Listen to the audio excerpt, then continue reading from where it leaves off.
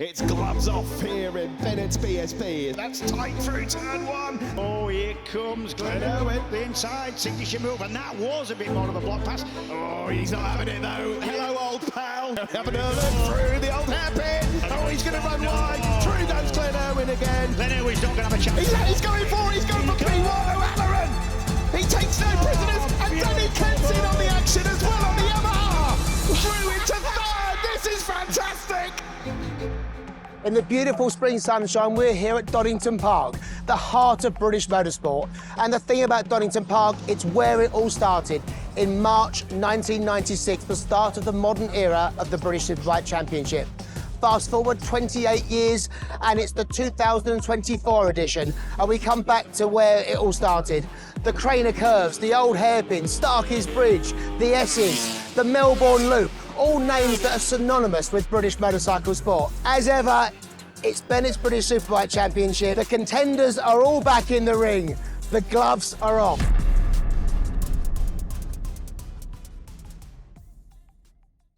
Well, Donington Park was a great weekend. It was like a second round one, wasn't it? You know, from Navarra to go back home effectively to one of the most difficult circuits. And I think it was a round where you get a bit more of a glimpse of what to expect for the year. So after the Yamahas were obviously dominant back in Spain, I think we all knew Glenn was going to be back in business. You know, Donington Park was a great weekend for us as a team. Donington was an example of what we can do when we bring the highest amount of focus, the best version of ourselves to the racetrack, and you leave with the perfect weekend as such. Yeah, the feeling's good, and now we arrive at Donington Park with an equally as good feeling. A little bit of work to do still, but not something that we're not shy of a bit of work. I expected that form to carry on. I also expected a bit of the Donington Park form to carry on, and we saw that. We saw Christian Eden being strong. We saw the OMG Gorilla Yamahas being very strong. But Tommy Bridewell was a bit of a strange one because I spoke to him in the pit lane. He told me how fast he was going to be. He was going for 3 wins this weekend. But he's been all over the timing sheets. Cool. Do you hear that in the background? They're getting excited about the sidecast. No. This weekend's different because Navarra we had a 2-day test before, and then Donington Park we had a 2-day test before. So this weekend is what is a proper conventional BSB weekend, let's say, your Friday, your Saturday, Sunday. So Friday was a little bit frustrating because, and then the problem was, we were then 40-minute session and then straight back out on track, so there wasn't much time between the sessions. We had an issue with the bike, and I don't quite know what it was, but it was a big enough issue that we couldn't fix it in the small time window between the sessions. So I had to just ride the bike to what I could on Friday. And then Friday night, we then did a big, you know, analyse of everything and come to the conclusion that we all but need to build a new bike. I don't know, it's just a hell of a curveball. Really devastating for him, really. It's just no grip. Entry, mid-corner, exit, everything. There was some vibration, chatter. Just lost all of Friday. I think Tommy's woes this weekend ignited a little bit of fire in his belly.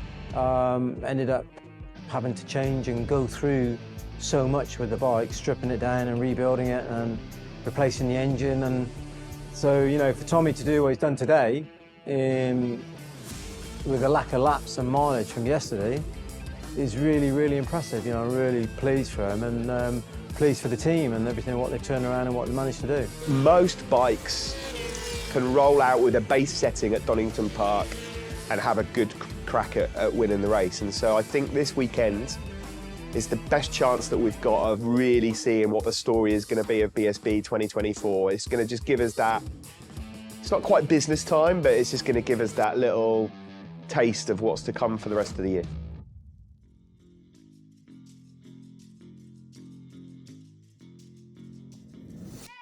It's been a bit of a challenging couple of rounds before we got to Donington, so coming here we a few little tweaks in the team to try and make the bike a little bit better and personnel, and seemed to work for FP1. You know, we went out straight away and I felt really comfy.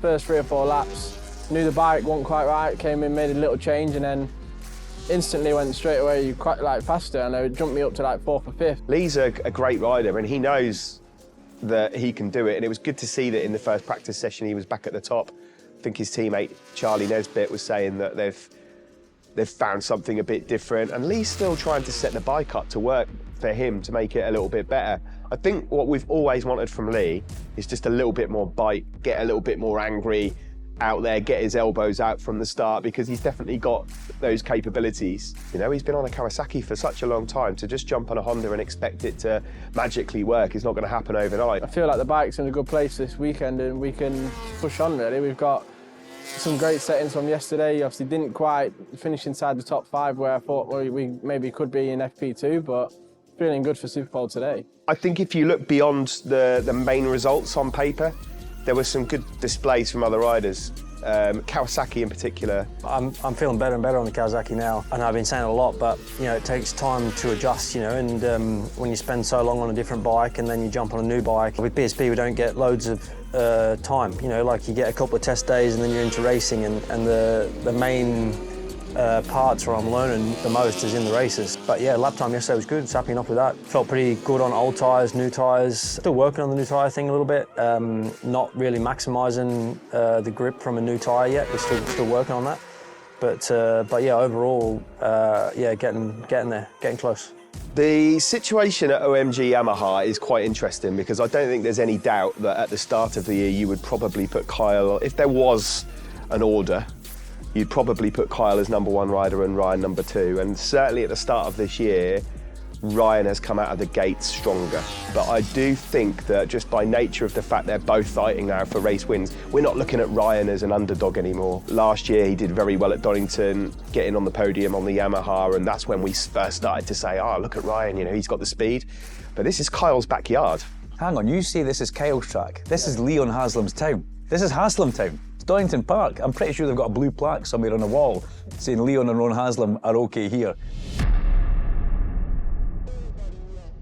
Billy McConnell then first out for SUPERPOLE. 15 riders will get an out lap, a flying lap and an in lap. Over the line then for Billy McConnell, and he's set to 28.9. Team will be happy enough with that. What about Tommy Bridewell then? As soon as I rolled out on the bike this morning, immediately I knew the problem was gone. Tommy rocking it out to the Wurzels as ever then, as he now attacks his SUPERPOLE lap. He put together a seriously impressive SUPERPOLE lap, which I don't think anybody saw. I don't think Honda even saw that coming. And he stayed in that winner's enclosure in the winner's pen for quite some time until he was knocked out. That's the true Tommy Bridewell. We saw him digging deep and pulling something out the bike that maybe wasn't there. Free Goddard's then the final left-hander. That's a bit wide on entry initially. Yeah, cutting back to really sort of late apex as you get out the corner pretty well. Let's see how he gets on. He did find time, you're right, James. That was a good cut back at the end, a 28.249. Lost for words, aren't you? Lost for words. Lee Jackson, who was fastest in FP1 here yesterday. He was, yeah. Knows his trade round every single circuit. Does Jacko. He's been around a long, long time. I like the whole SUPERPOLE scenario, going out on track on your own. All eyes and cameras on you. It's a nice pressured feeling that I quite like, really. You could always count on the reliable Lee Jackson to put in a smooth and tidy lap. Braking now down into the Melbourne Loop, and he's up. Oh, it's chattering away there into the Melbourne Loop. I thought he was going to throw it. Will he have any teeth left at the end of this? Again, chattering into Goddard. Yep. No, certainly not. Around the final corner then. Does Lee Jackson go to pole? Across the line, he does. At 28.170. Well done, Lee Jackson. If there was a rider that you would put a bit of money on to find a 27, it would be the rider we're looking at now, Kyle Ryde on the Gorilla OMG Yamaha. A quarter of a second up. He's in the 27s as things stand by a good way. Backing it in, sliding it through Foggy S's. And he didn't lose any time there. That was lovely. Kyle loves Donington. He is rapid around Donington. And whilst I think there'll be some circuits we go to where Kyle will be happy to settle for second behind Ryan, he will not accept being second behind Ryan here. Kyle Ryde out of the final corner and over the line, a 27.634. Next up, your runner-up from last year, the winner in Alton in all 3 races, Glenn Irwin on the PBM HIGGS Ducati. Over a quarter of a second he's lost. Yep. To Kyle Ryde. Oh, he's done another moment. Again. Yeah. Confidence is everything in this. If you can get the head in the right zone, you can do things and you can drag things out the motorcycle. But Yeah, Glenn didn't put together a very good SUPERPOLE lap, did he? Glenn Irwin will not be pole, he won't be front row either, you wouldn't imagine, and over the line then for the number 2 on the Ducati. 6th place for now, 9/10 off Kyle Ryde. Who else would you expect to challenge but Leon Haslam around here? Listen, he knows his way around here, probably got more laps than anybody else in the world around this place. However, they found something with this bike, it was electronic, that's what was holding him back. There was a little bit of a glitch in the software, they reckon they've got it sorted, and you'd have to believe that, wouldn't you? So Ryde on pole, will it be challenged here by Leon Haslam on the Rocket BMW? Over the line then for Leon, and he goes second, a 27.756. SUPERPOLE's hard, man. Like it's, do you just roll the dice and, you know, maybe end up on pole or the front row, or do you be a little bit conservative and just get a clean lap and start, you know, reasonable? Because the other end of it is 15th on the grid. Kyle Ryde at the moment is set for pole, a 27.634. With Leon Haslam in second. Where is the Australian? Placing himself in the front tucks around Goddard. And it took for a long way, that. One rider left to challenge Kyle Ryde, and it's his teammate, Ryan Vickers. What a first sector for Ryan Vickers, already over a 10th up. It's the 2 OMG riders battling it out for pole position. Ryde at the moment has got it. That's a bit squirrely through the final turn, but he's got it stopped again. Yeah, again, a bit rough, but... Checkered flag is out now. Will Vickers challenge Ryde for pole over the line? He goes, he does! A 27.608. It will be a 1-2 for the OMG Yamaha team. Stunning. Vickers, stunning. You know, you're just pushing to the limit, and I was braking hard and the rear come off the floor, and then had a bit of a snake, and then, but yeah, it's fine. We still hit the apex fine and got out the last corner really well, and yeah, it was a good lap, really enjoyable, clean lap, smooth, and it was just, yeah, nice to do it in that way, and nice for it to be good enough for pole. SUPERPOLE lap. It was smoking hot, wasn't it? Back in the day when Donington reopened in 1977, a young guy from Langley Mill, Nottinghamshire, called Ron Haslam, delighted the fans with his no-holds-barred racing, taking on the showbiz star of the era, the late, great Barry Sheene. Haslam leads Sheene as they sweep round now, round the Redgate. He was to bear a son called Leon Haslam, and Leon Haslam, 40 years young, started his season, frankly, this weekend. A slow start to the year. The Pocket Rocket, sponsored by Rocket, launched his season to get onto the podium and start his campaign. Another guy who got on the podium is the reigning 2023 champion, Tommy Bridewell, who did the move to Honda, a big risky move, but it's beginning to pay off. Perfect weather conditions here at Donington Park for round 3 of Bennetts BSB for 2024. Vickers on pole then from Kyle Ryde, with Leon Haslam in third. Dominating Donington is no easy task. We have not had a treble winner at Donny in BSB since Scott Redding in 2019. Will that change this weekend?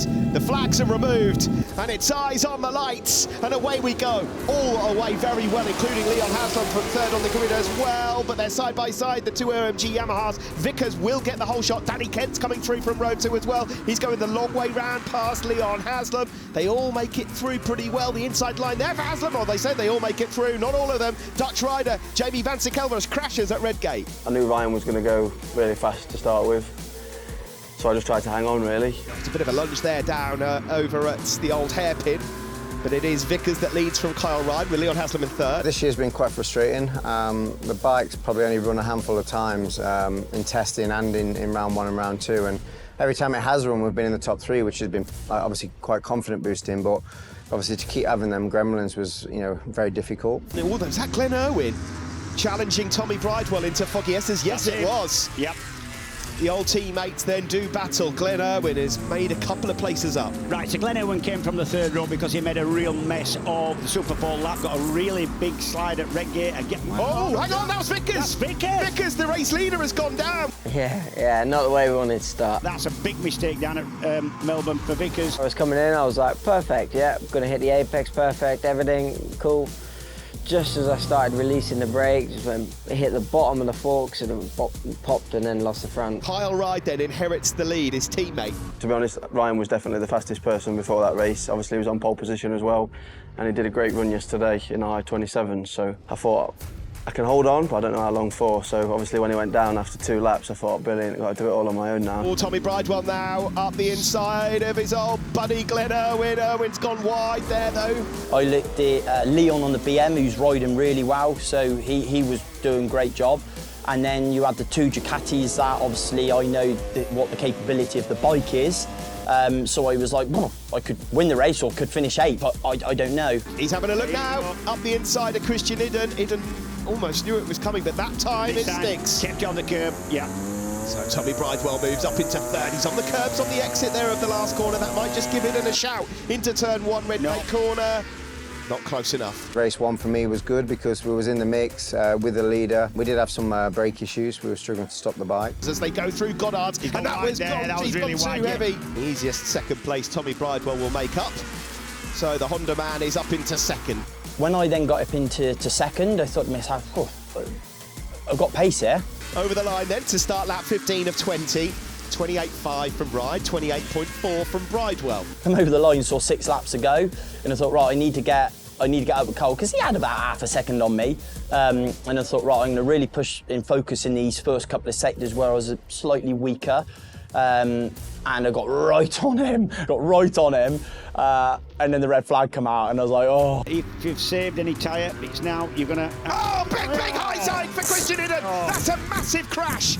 That is a huge one for Christian Idden. We've got a red flag. Say that's either red flag or safety car, yeah. Red flag here on lap 14, and that will be declared a result. Although I felt like I was struggling, I think everyone else was as well, because nobody was really catching me up. It was fluctuating from half a second, so what my dad was saying on the pit board anyway. But yeah, lonely race, obviously cut short due to Christian crashing. Hopefully he's all right. But yeah, we're in a decent position for tomorrow. I thought Liam was brilliant. Really, really impressed to see him up there. Good superpole, good race. It's just so good to see always. I mean, the guy just is evergreen. I've never known anything like it. I reckon if you were to ask Leon Haslam to dig a road up for you and gave him a bucket and spade, he'd have a good crack at it.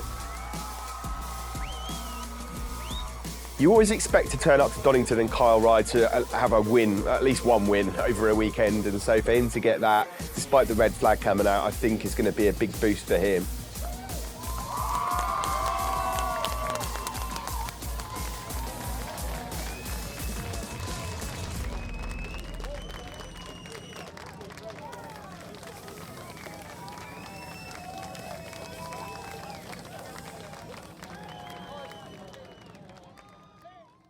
I'm hoping Christian Idden makes the race tomorrow. He's been checked out by the medical crew here. He has been deemed as being okay, but he'll get evaluated in the morning. Weird looking crash that Christian had down there, quite a sore one as well. Whenever a red flag comes out in a race, you do feel like you're robbed of an ending, and there may well have been an ending there. I think Tommy coming through on the Honda was great, and no matter what happened at the end, Tommy would have had a go. Few better sights than Donington Park on a sunny day in May. We begin Sunday with a 12-lap sprint race, and this will be fast. It will be frantic. My predictions is a big turnaround in the PBM Hager Ducati. That will come good. It will come good. It has to come good here. Glenn loves the place. The Ducati goes well here. Look at last year. That will turn around. Now he's just completely focused, and you watch him on the grid, and his eyes are just looking straight ahead. He's so focused on what's coming, and whatever he's doing is working, because he just looks the best version of himself at the moment. And we are away in the sprint race. It was a good start there. Front pole for Christian Idden, and also for Danny Kent actually from 3rd, as they all head down towards turn 1. Glenn Irwin it is that's going to get the whole shot. Leon Haslam is riding around the outside there of Christian Idden as well. They all just about make it through turn 1. Good start though from Glenn Irwin. We really struggled obviously in the first race. We had a feeling with the bike from the first lap of FP1. Could call it an issue. It's hard to what you would call it, but we worked last night. Tommy Bridewell getting aggressive up the inside, and McLean's on Danny Kent. Already at quarter race distance, and this is absolutely, what's going on here is perfect for Glenn Irwin. You have to take your hat off to Glenn. A sprint race is always just let's go hell for leather, and I think Glenn was incredibly clever. He got out front and he knew he had to, tear some laps out to break the rest of the pack. There's Kyle Ryde in third then. Was that someone down in the background? I Melbourne thought so. Loop. It looked like, yes it is. It's Ryan Vickers again. It's the same spot. The battle for third was intense, and they just let Glenn get a little bit too far out. Oh, there you see, that was a good move from Danny Kent through on Jason O'Halloran. But what was really fascinating about the battle for third is that it involved just a bit of everyone. Kyle was there, Danny Kent was there, and Danny's always there. Oh, O'Halloran, it's gone straight on over at Goddard's. I don't know whether there's something wrong with that. Even Jason was up there before whatever happened to Kawasaki. I mean, I have never seen that in my life. I don't know what happened to O'Halloran and Max Cook. That's Max Cook now. Both of the bikes are saying no. What's going on? But out front, Glenn he did the damage early on. Final lap of the race here at Donington Park. Owen has to defend a 4/10 lead. Massive changes planned for today. There's a bit of penny dropping and a bit of consulting friends in the World Superbike paddock, and we got it right. Will Haslam have a chance and a shot at this up towards Goddard's, or has Glenn Owen done enough? The championship leader extends his lead. Glenn Owen wins the sprint race at Donington.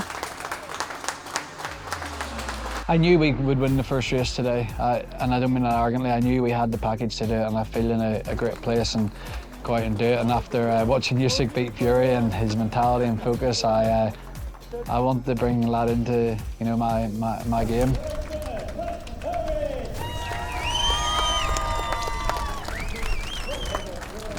You know, he did the job. Tommy Bridewell up there in third was good, but Leon Haslam, for me, it was just, after all the second place finishes he had last year, that one in race 2 here at Donington, I think will feel like the sweetest, because he almost got to within touching distance of Glenn, and I think it shapes up really nicely, ready for race 3.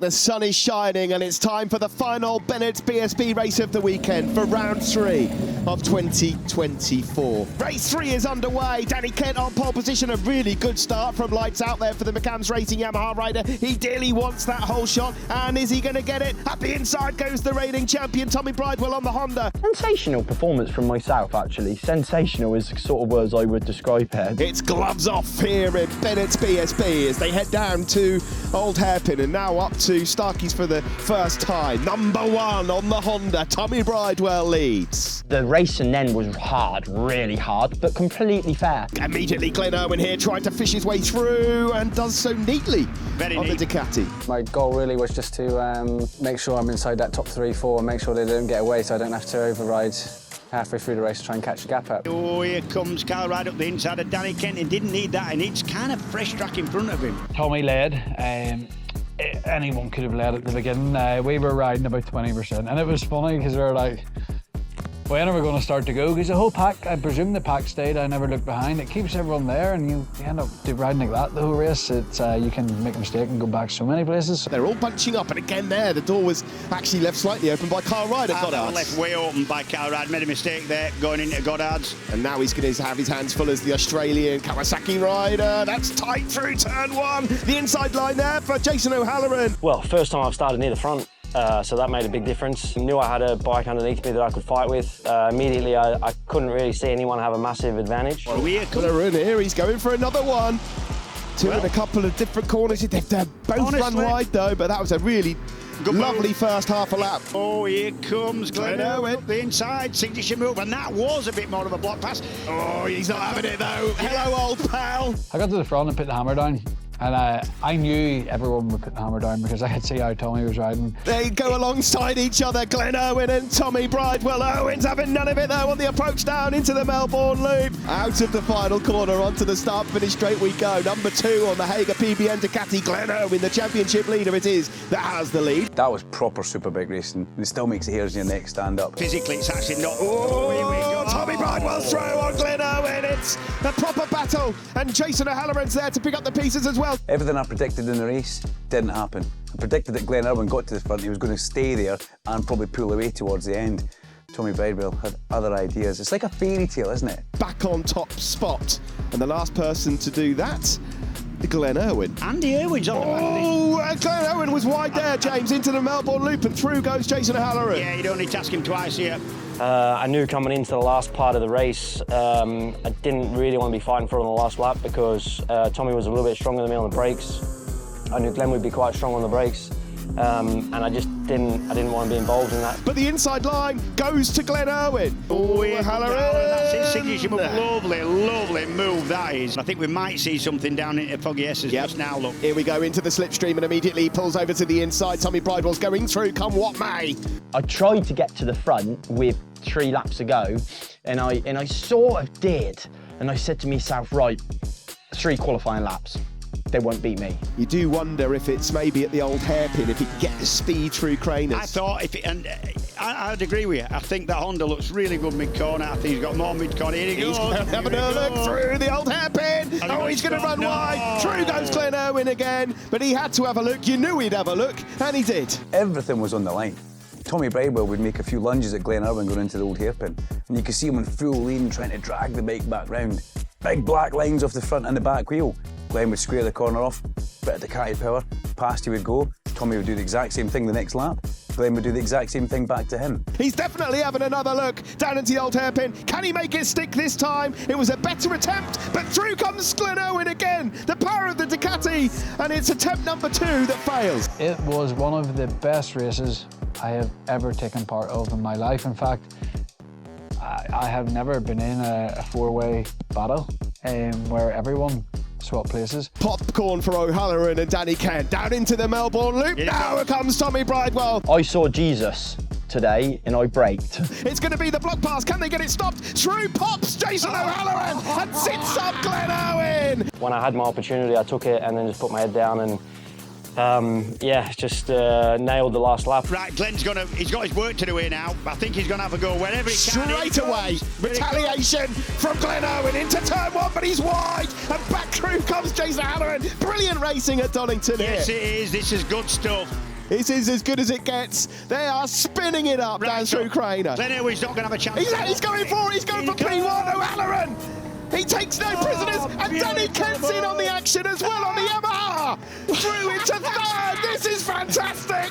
Look at them all going for it. This is brilliant. They're leaving nothing out there. They've got no grip left. That was a 20-lap sprint race we just saw there. There was no tyres getting saved there. It's now or never. Bridewell's not close enough to make the move. Down into the Foggy S's. Glenn Irwin, he's going to go. He's going. He's going to be too deep, surely. I think that's giving it to O'Halloran. I think he's handed it to O'Halloran. That was the best riders on the best bikes in the best moment of the day, putting on the best show. And that's why they're there. That's why they're superbike riders. The first 10 laps, everybody knew that they were trying to save the tyres. And then what comes with that is a lot more riders which are bunched up. And then obviously with 2 hairpins in the final sectors, everybody's overtaken. Danny Kent wants in as well. Neither one of these want to go for it. Glenn and Tommy go wide. Danny Kent comes through as well. What's going on? It's crazy. Out of the last corner. It's O'Halloran that wins a cracker. And 2nd goes to Tommy. Danny Kent 3rd. What a race. Unbelievable. What a race. Finally, I'm really pleased to give the team a podium this weekend. They definitely deserved it. You know, we went into this weekend 5th in championship, and now we're leaving 2nd in championship, and I think we're 13 points behind Glenn, so we're going in the right direction. Great race. Enjoyable. Honestly, all in all, credit to Honda. I keep saying it, but I can't thank them enough. They are doing an absolute sterling job. That bike was absolutely flawless. Huge boost for me, completely motorbike to Kawasaki. Everyone at AJ and Steel Stock, you know, I've had to adjust to the Kawasaki, and the team have worked tirelessly. They've given me everything I've asked for, it's showtime, baby.